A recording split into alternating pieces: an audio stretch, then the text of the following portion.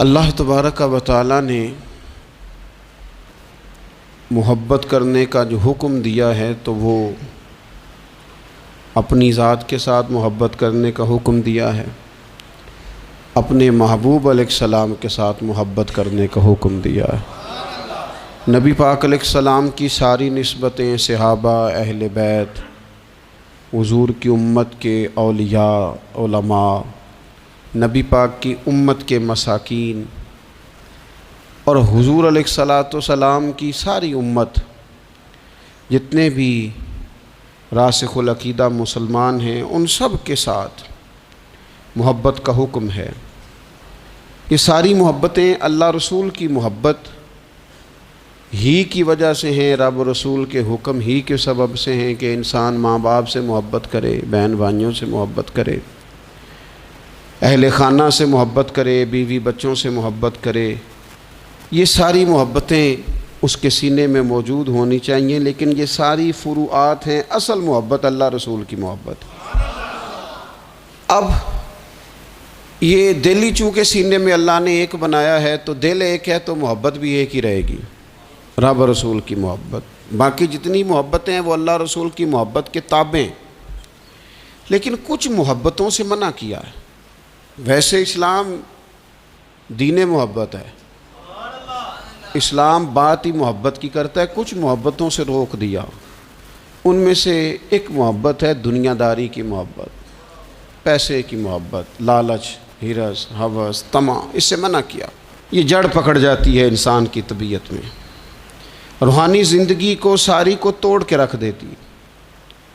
خواہشات کا پیار، مال کا لالچ، یہ انسان کے باطن کے اندر حالات بڑے خراب کرتا ہے۔ قرآن مجید کی جو آیہ کریمہ کا میں نے حصہ تلاوت کیا تو اللہ کریم نے فرمایا المال والبنون زینت الحیات الدنیا، فرمایا یہ مال اور بیٹے دنیا کی زندگی کی رونق ہیں۔ المال والبنون زینت الحیات الدنیا، فرمایا یہ مال اور بیٹے یہ دنیا کی زندگی کی رونق اور زینت ہیں۔ والباقیات الصالحات، فرمایا باقی رہنے والی تو اچھی باتیں ہیں، اچھے اعمال ہیں۔ یہ مال تو جیتی دنیا کا جب تک انسان موجود ہے، مال ضرورت ہے، اور اسلام نے حکم دیا ہے کہ کسی کے آگے ہاتھ نہ پھیلائے جائیں، اپنی ضروریات کی کفالت کے لیے محنت کی جائے، جد و جہد کی جائے، لیکن مال کو کبھی بھی اس طرح نہ لیا جائے کہ صرف اور صرف طبیعت مائل ہی مال کی طرف ہو جائے۔ یعنی ہر وقت یہی سوچنا کہ میں امیر کیسے ہو سکتا ہوں، مشہور کیسے ہو سکتا ہوں، آگے کیسے بڑھ سکتا ہوں۔ اچھا، دنیا کا مزاج یہ ہے کہ دنیا کے آپ پیچھے بھاگیں تو آگے بھاگتی ہے، دیکھ لیں تجربہ کر کے۔ آپ پیچھے بھاگیں دنیا کے مال کے، یہ آگے بھاگے گا، اور اگر آپ نے رخ پھیرا ہے تو اللہ بڑا کریم ہے، پھر تو دنیا کا مال غلام ہو جاتا ہے۔ دنیا کمانی ہے، محنت کرنی ہے، لیکن دل میں دنیا نہیں بسانی۔ نبی پاک علیہ السلام نے ایک جملہ کہہ کے ہمیں اپنی باطنی تربیت کا، روحانی بلندی کا نسخہ عطا کیا ہے۔ حضور فرماتے ہیں دنیا کی محبت ہر بیماری کی، ہر برائی کی جڑ ہے۔ دنیا کی محبت ہر برائی کی جڑ ہے۔ آپ دیکھ لیں آج لوگ ڈاکہ زنی کس لیے کرتے ہیں؟ دنیا کی محبت میں، دولت کی محبت۔ لوگ اپنے کردار سے، اپنے وقار سے ہٹ کر جب بددیانتی کرتے ہیں، خیانت کرتے ہیں، تو کس لیے کرتے ہیں؟ دنیا کی محبت۔ حتیٰ کہ قتل، یعنی انسانی جان اور زندگی کو ہی ختم کر دیا، کس لیے؟ اسے جائیداد چاہیے تھی، مال چاہیے تھا۔ دنیا کی محبت اندھا کر دیتی ہے، ہر بیماری کی جڑ ہے۔ مال ضرورت کے مطابق ضرور ہونا چاہیے، بقدر کفایت ضرور ہونا چاہیے، لیکن اس کو فتنہ کہا، اس کو آزمائش کہا۔ نبی اکرم صلی اللہ تعالیٰ علیہ وآلہ وسلم نے فرمایا مجھے تم پر اس چیز کا ڈر نہیں ہے کہ تم پر غریبی آئے گی، بلکہ حضور فرماتے ہیں مجھے اپنی امت پر ڈر اس بات کا ہے کہ دنیا ان پر کشادہ کر دی جائے گی، ان کے پاس مال آئے گا۔ مال آنا، دنیا آنا، یہ خوف کا مقام ہے، بڑی تباہی کرتی ہے دنیا۔ مال جہاں جہاں آیا ہے فتنہ بھی آیا ہے، اختلاف بھی آیا ہے، حسد بھی آیا ہے، اور بہت سارے مالداروں کے پاس تکبر بھی آیا ہے، الا ماشاءاللہ، غرور بھی آیا ہے، انا نے بھی جرم۔ یہ سارے فتنے مال کی وجہ سے۔ نبی اکرم صلی اللہ تعالیٰ علیہ وسلم نے بحرین کی طرف قافلہ روانہ کیا تو وہاں سے مال غنیمت آیا۔ کچھ لوگ ایسے تھے جو گئے نہیں فجر کی نماز پڑھ کے، اس لیے بیٹھے رہے کہ آج مال تقسیم ہوگا۔ تو حضور فرمانے لگے تمہیں پتہ چل گیا ہوگا کہ بحرین سے مال آیا ہے؟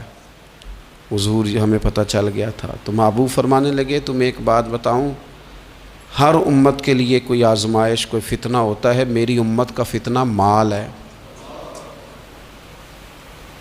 میں بڑی مشکل بات کر رہا ہوں آپ سے، اس کو آپ نے آسان نہیں سمجھنا، یہ بڑی مشکل بات کر رہا ہوں۔ پیسوں کی محبت نہ ہو دل میں، پیسوں کی محبت نکال دیں۔ یہاں تو میرے بھائی چھوٹے چھوٹے لوگوں کو لوگوں نے بتا دیا ہے کہ بڑا نوٹ کون سا ہوتا ہے اور چھوٹا کون سا ہوتا ہے۔ یہاں تو ہر چیز تلنے لگی ہے۔ یہاں تو جس کی نظر اللہ ماشاءاللہ کمزور ہے نا، نوٹوں کی پہچان اسے بھی ہے، لوگ ٹٹول کے دیکھ لیتے ہیں کہ کون سے والا ہے۔ یہ ان چیزوں سے تھوڑا سا اپنے آپ کو باہر نکالنے، ضرورت کی حد تک جو چیز بھی رہے وہ ٹھیک ہوتی۔ تو مال آزمائش ہے، یہ حضور علیہ الصلوۃ والسلام نے فرمایا۔ ذرا حدیث کا عنوان دیکھیے اور انداز دیکھیے حضور کی گفتگو کا۔ نبی پاک علیہ الصلوۃ والسلام فرمانے لگے، دو بھوکے بھیڑیے، خالی بھیڑیا بھی خطرناک ہوتا ہے اور الٹا بھوکا بھی ہو۔ فرمایا دو بھوکے بھیڑیے بکریوں کے ریوڑ میں چھوڑ دیے جائیں، اتنی تباہی نہیں کرتے جتنی مال کی اور شہرت کی محبت آدمی کے دل میں تباہی کرتی ہے۔ باطن اجاڑ دیتی ہے، ساری فصل تباہ ہو گئی، مسلی گئی، اندر سے ٹوٹ گیا، باطن سارا بگڑ گیا۔ کس بنیاد پر؟ شہرت چاہیے، کسی طریقے مشہور ہو جاؤں، کسی طریقے مال آ جائے، یہ دو چیزیں لے گئیں انسانوں۔ اللہ کی بارگاہ سے اگر قبولیت نصیب ہو جائے نا تو پھر کئی دفعہ مقبولیت بھی نصیب ہو جاتی ہے، لیکن اگر قبولیت ہی نہیں ہے تو مقبولیت کیسے ہوگی؟ تو جو اصل کرنے کا کام تھا وہ لوگ نہیں کرتے۔ تو دنیا کی محبت کا غلبہ نہیں کبھی بھی ہونے دینا۔ مال، حضرت مجدد الفسانی رحمۃ اللہ علیہ فرمایا کرتے تھے کہ کشتی دریا میں رہے تو تیرتی ہے، کشتی پانی میں رہے تو تیرتی ہے، لیکن پانی اگر کبھی کشتی میں آ جائے نا پھر وہ ڈوب جاتی ہے۔ فرماتے تھے بندہ دنیا کے اندر رہے تو گزارا ہو جاتا ہے، لیکن اگر کبھی دنیا دل میں آ جائے نا لے ڈوبتی ہے۔ مال کی محبت نہ پیدا کریں۔ اور یارو، ان لوگوں کے جیبوں میں زیادہ پیسے آ جاتے ہیں نا، ان کے تو ذات سے لوگوں کا تعلق ہی نہیں رہتا، ان کی جیب سے تعلق ہو جاتا ہے۔